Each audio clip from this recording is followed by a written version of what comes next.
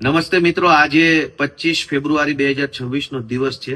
આજે ગુજરાતની વિધાનસભામાં મેં ગૃહમંત્રીને એક પ્રશ્ન ઉપસ્થિત કર્યો હતો કે 2012માં સુરેન્દ્રનગરના થાનગઢ ખાતે જે દલિત હત્યાકાંડ થયો, પોલીસે ગોળીઓ મારી દીધી દલિત સમાજના યુવાનો ઉપર અને એના કારણે નિર્દોષ યુવાનોનો જીવ ગયો. એ ઘટનાને આજે 15 વર્ષ થવા આવ્યા છે, પરંતુ એ ઘટનામાં ન્યાય મળ્યો નથી. એટલે એ ઘટના આજે ગુજરાતની વિધાનસભામાં ઉપસ્થિત કરી અને મેં એવો પ્રશ્ન પૂછ્યો હતો કે દલિત હત્યાકાંડ થાનગઢમાં જે થયો એના પછી સરકારે જે તપાસ કમિટી નિમિત્તિ એનો અહેવાલ પણ 2013માં આવ્યો.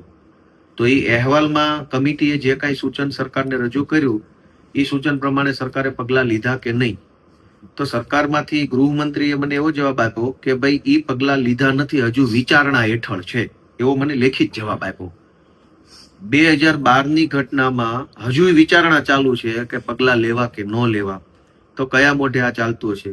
પછી એવું થયું કે આજે રાત્રે હું અત્યારે અહીંયા ગાંધીનગર બેઠો હતો અને અચાનક જ વાલજીભાઈ ત્યાં નીચે મને મળી ગયા. આમ તો મને ખ્યાલ નતો કે અહીંયા છે, પણ અચાનક કુદરતના કરવાને તે આજે મને મળી ગયા.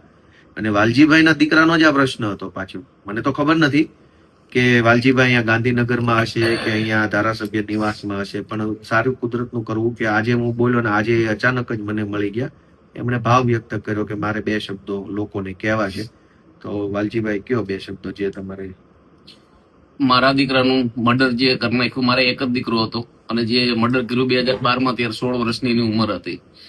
આજે 14 વર્ષના વાણા વાઈ ગયા. તો 14 વર્ષ સુધી અમારા સમાજમાંથી એક જિગ્નેશભાઈ મેવાણી અને બીજા હાવજસિંહ જેવા જે અમારે કોઈ સગા સંબંધી નહીં, પણ આમનું ક્યાં મોટેથી શુભેચ્છા પાઠવું કે અમારે પીડિતો નહીં મદદ માટે એટલો શબ્દ ઉઠે એના બાબતે આપણે એમની મુલાકાત આવ્યા.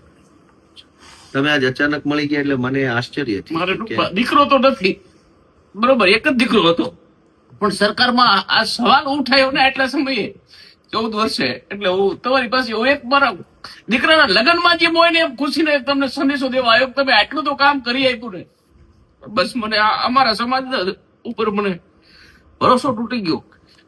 વારંવાર કદાચ કહી શકે તો કહી શકે છે, ઘણા બધા ધુરંધરો બેઠા છે અમારા, એટલે આવું છે.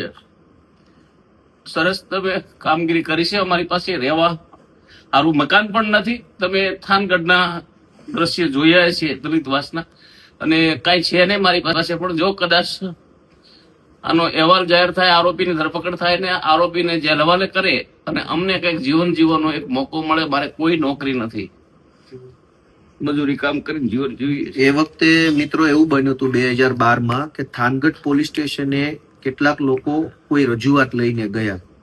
થાનગઢ ગામની અંદર કોઈ ઘટના બની હશે 2 સમાજ વચ્ચે કે 2 વ્યક્તિઓ વચ્ચે, અને એના કારણે કેટલાક લોકો થાનગઢ પોલીસ સ્ટેશને FIR લખાવવા માટે ગયા.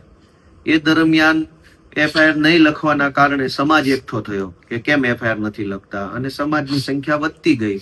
અને જે તે વખતે PI કે PSI ગુસ્સામાં આવી અને સામી ટોળા ઉપર ફાયરિંગ કરી નાખ્યું, સામી છાતીએ. એમાં આમનો દીકરો, એકનો એક દીકરો હતો, એનું મૃત્યુ થઈ ગયું ફાયરિંગની અંદર. અને ત્યાર પછી સરકારે એક તપાસ કમિટી બનાવી અને તપાસ કમિટીએ 2013માં એનો રિપોર્ટ આપ્યો. એ રિપોર્ટમાં એને શું લખ્યું છે તો સરકાર જાણે. મેં આજે એવી માંગણી કરી કે 2012ની ઘટના 2013માં રિપોર્ટ આવ્યો તો 2026 થયું છતાંય પગલા કેમ નથી લીધા?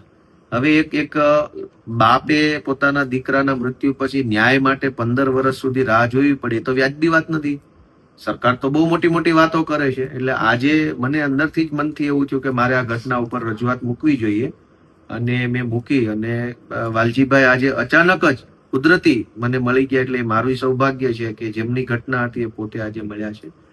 તો વાલજીભાઈ, બીજું તો આપણે લાચાર માણસ નથી કંઈ કરી શકતા. હું સરકારમાં રજૂઆત કરું અને ભગવાનને પ્રાર્થના કરીએ કે એને કંઈક સદબુદ્ધિ આપે કે કંઈક આપણને ન્યાય મળે. બીજું તો આપણે શું અત્યારે કરી શકવાનું.